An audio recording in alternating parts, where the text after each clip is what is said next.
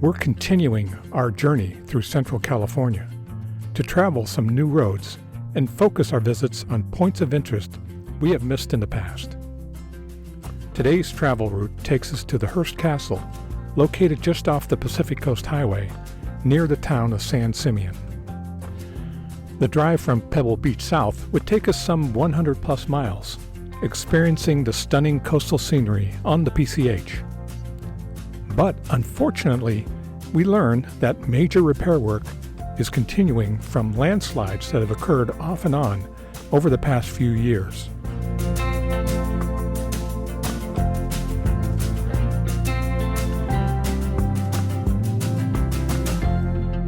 Well, we've seen the PCH coast several times, and we hate to miss this opportunity, but we decide instead to head straight away inland around the road construction and closure.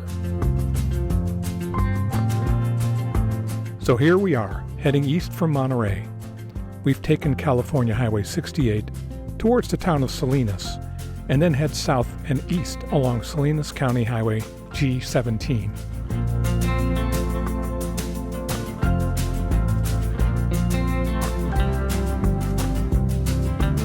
It's not the Pacific Ocean and its cliffs along the seashore, but it's picturesque nonetheless. I think so. The Salinas Valley is one of the major valleys in California. It's not as large as the San Joaquin Valley, but it is nevertheless an important agricultural region producing strawberries, lettuce, tomatoes, spinach, broccoli, cauliflower, artichokes, and celery. This variety of crops has earned the Salinas Valley the appropriate nickname of America's Salad Bowl.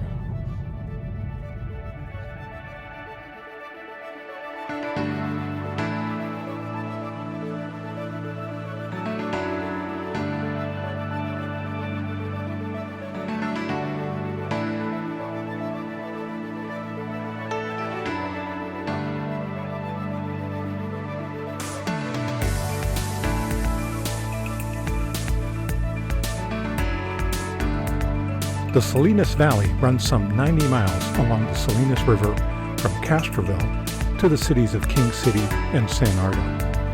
We stay mostly on the west side of the valley, so we don't see much of the river, which runs mostly to the east side of the 101. We make a mostly successful attempt to stay off the 101 freeway, as we are able to connect a series of back roads, generally taking us along the foothills to the west side of the valley.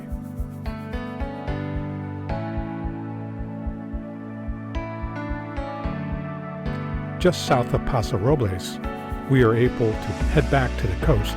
A series of side roads curve gently up and over the Santa Lucia Coast mountain range.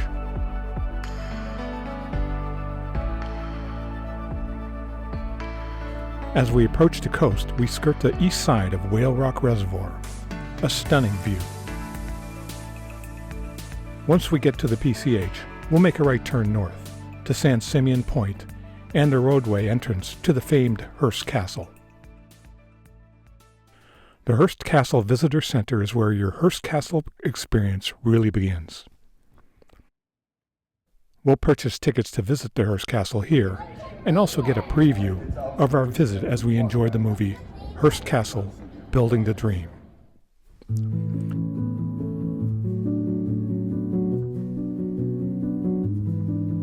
Our scheduled transport bus takes us up an 11-mile, very curvy and steep drive. Along the way, we can see the castle looming in the distance, and as we negotiate the switchbacks, we catch great views of the hill and the seashore below.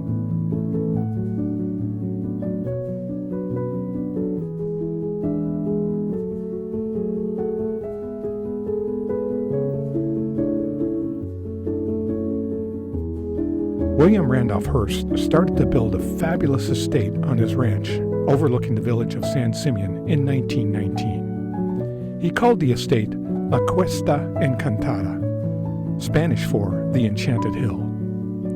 By 1947, the hilltop complex included a twin-towered main building, 3 sumptuous guest houses, and 127 acres of terraced gardens fountains, and pools.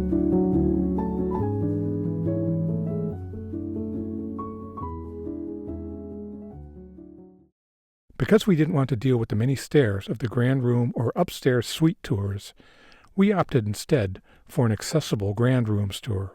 We knew we might miss some of the more recognizable parts of the castle, but on the plus side, our group consisted of just the four of us and a tour guide.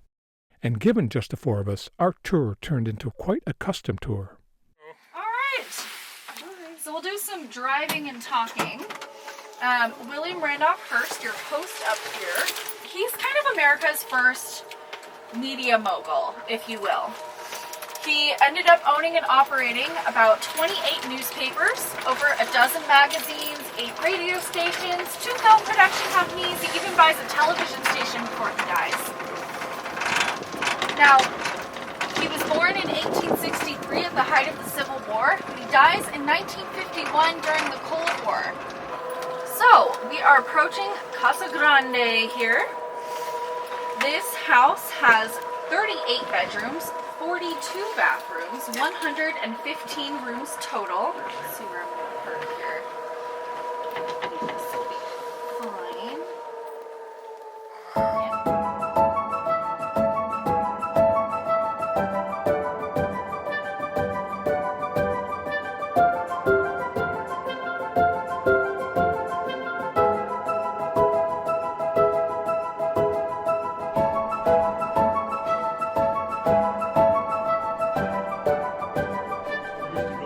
Mr. Hearst and architect Julia Morgan named the dining room the refectory, after the word for a monastery's dining hall. Its high windows, bright silk banners, and gleaming silver candlesticks convey the atmosphere of the Middle Ages.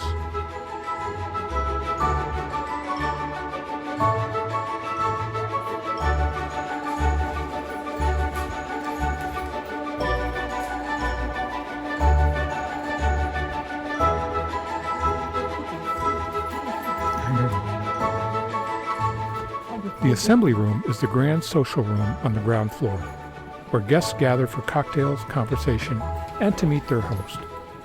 The walnut paneling is covered with Renaissance and Baroque tapestries and masterpieces of neoclassical sculpture.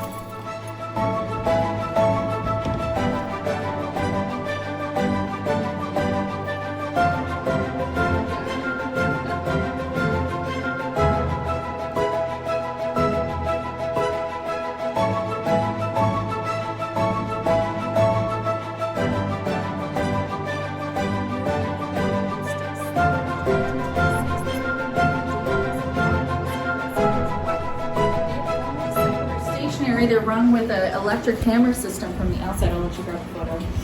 And so you can play any number of jingles. If you're celebrating a birthday here with Mr. Hearst, he's going to play Happy Birthday for you. At some point, everyone knows that you're the special guest.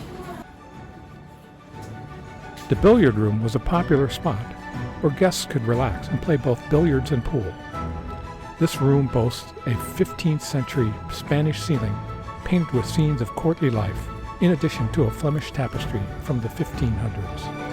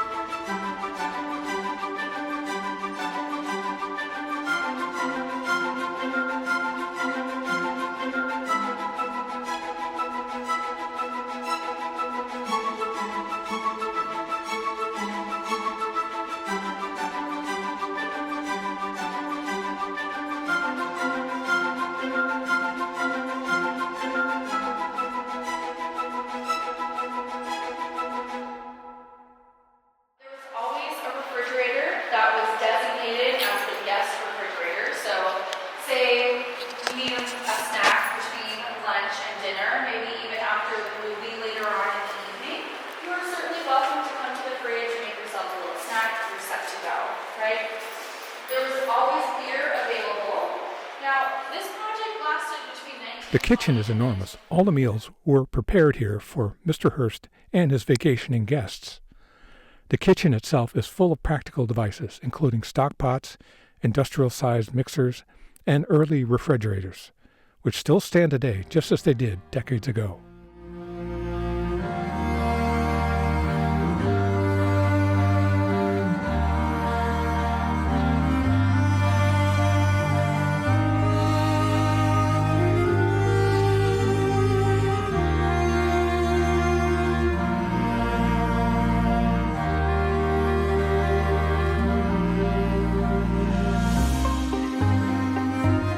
Despite the Roman pool's closure for the day, our small group of 4 did get a chance to see this indoor gym.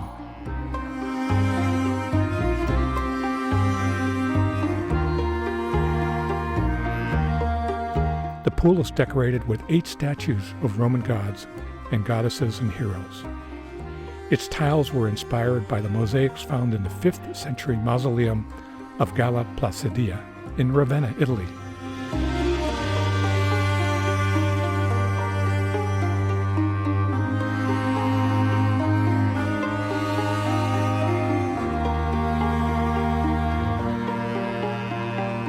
The pool and surrounding room were built from 1927 to 1934. The marble statues were carved by Carlo Frater, working in Pietrasanta, Italy.